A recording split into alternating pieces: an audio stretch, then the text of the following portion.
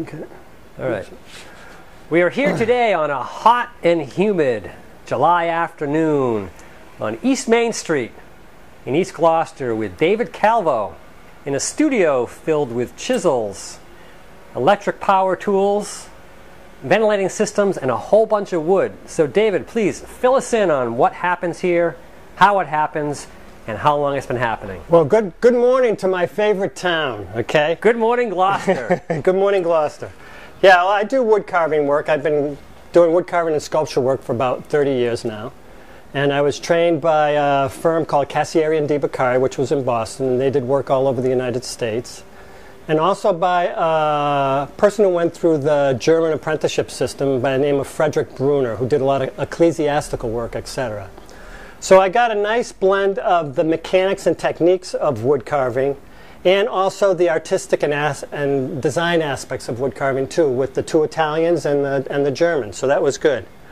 So I'm very old school to the point where I even make and forge my own tools. Okay. So I'm just going to step you through a project that we're kind of working on right now. Okay. So you get an understanding of that. Okay. So I understand you're going to take us from a sketch to a block of wood to that's right. What it ends up with. So when we start off, usually we start off with lumber. Now lumber, we have to remember, as much as we end up with finished product, lumber starts from trees. So here's a piece of rough cut lumber. Why don't you hold that up so we can all see it? Sure. Yep. So here's a piece of rough cut lumber. Okay, yeah. This is butternut. It's a nice wood to carve, but you can see it still has the bark on it. Okay. So it's actually rough sawn over in Lanesville, okay, and then it air dries for a couple years. Usually it's about an inch a year, and then from that point on it's ready to mill. So we'll start with that. So that piece is what, 4 inches thick? No, this is like 2 inches, 2.5 inches thick. Okay? So 2.5 years of drying. 2.5 years of drying. Butternut, you said. Butternut, right. So on the particular project that we're doing now, it's in mahogany, and it's for a home in upstate New York, and they have a lot of different rooms with a lot of different motifs. And one room, which is the library, has like an Italian fireplace in it. So they wanted me to pick up details, etc., and come up with a design that would balance against that Italian fireplace. So the room is in mahogany, so I'm worked on a bunch of mahogany capitals here. All right, so let's go handheld for a second while you pick up your sketches and take us through what the sketches yielded after that rough cut wood. Okay, so here's a drawing for approval. Okay, so they take a look at something like that. If they like that, okay, what we do next is we actually make a full-scale drawing. Okay, the full-scale drawing, as you can see, is only half of the drawing there, right? Why? Because it's symmetrical, so the other half is going to represent the same. It's just going to be the mirror image. Okay. So then from the full-size drawing, what we do is, if you can walk with me a little bit here. Sure. Okay, I'm going to grab this. Tell me where we're going. Okay. Come over here. If you come over here for a minute, you'll see that we have, this is a model. So I'll initiate and start up with a model before I ever even start to work in the mahogany. So I can work out any of the problems, the perspective heights, the design, etc., and make sure that it's basically going to functionally work in wood. Okay. Once we go to the model, then we actually start the process of milling the wood, okay, which I have here, joiners, bandsaws, because this is a shop where we do curves.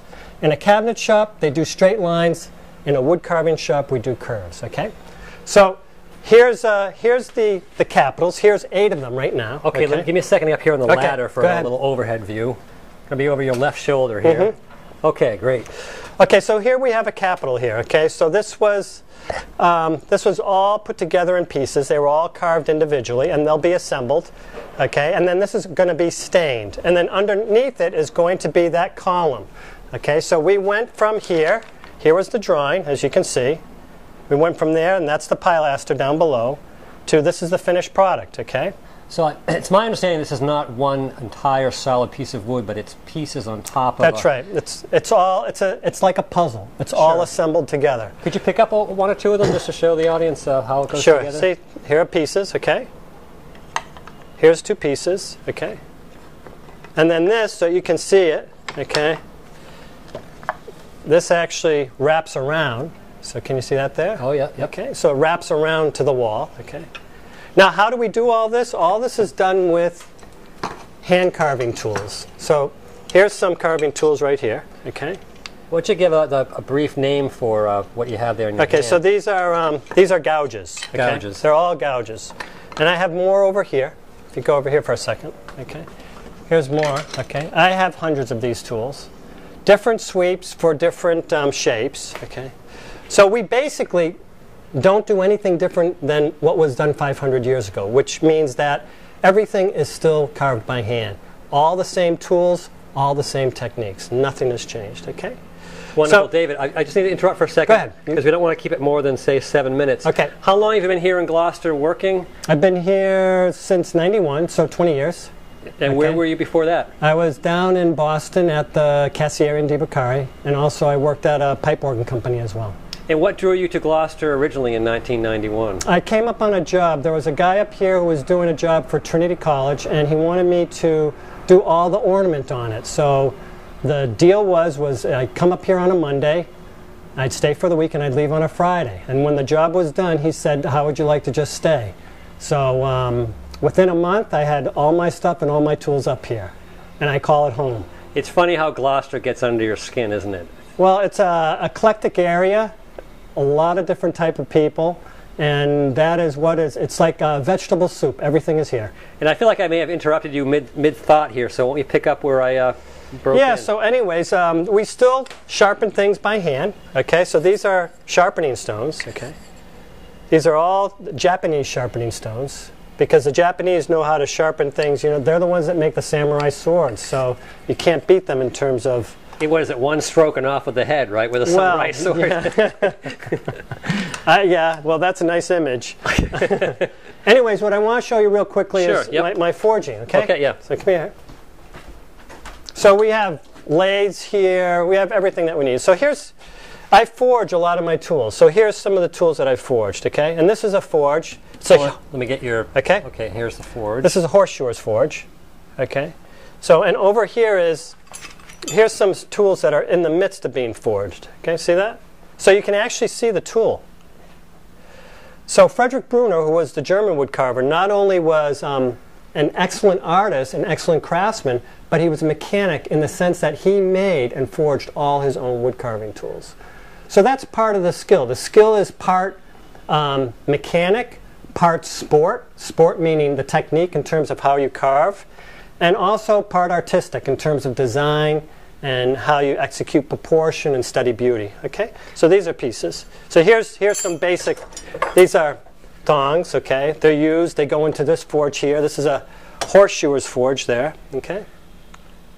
And I understand by looking at your website that in addition to doing carving for clients, you also teach a lot of classes. Why don't you give a plug for what's going on in the next several months? Yeah, I usually do a class a month. A lot of them are 5-day classes, but I've started weekly classes for here in Gloucester.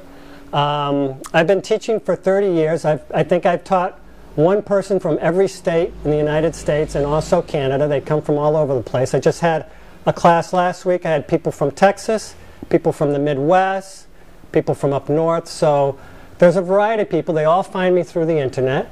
But, you know, this is home, so I'm trying to encourage, you know, people around here, if they have an interest and would like to pursue this, no matter what your interest is, it may not be classical, maybe more abstract, contemporary, or folk, whatever it is, the class will teach you the techniques, the ABCs of how to wood carve, and we hold those on Tuesday nights. Well, good morning, Gloucester. This is David Calvo in his studio at Calvo Woodworking on East Main Street in East Gloucester. We'll see you next time. See you, David. Thank you. You bet. Bye-bye.